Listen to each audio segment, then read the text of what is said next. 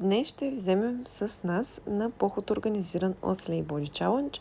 Похода беше заедно с клиенти и треньори по вазовата екопътека, която започва от гара Бов до село Заселе. Като първо по екопътеката минавате през водопад Скакля и ако имате късмет, може и да го видите пълноводен. За съжаление, ние нямахме този късмет.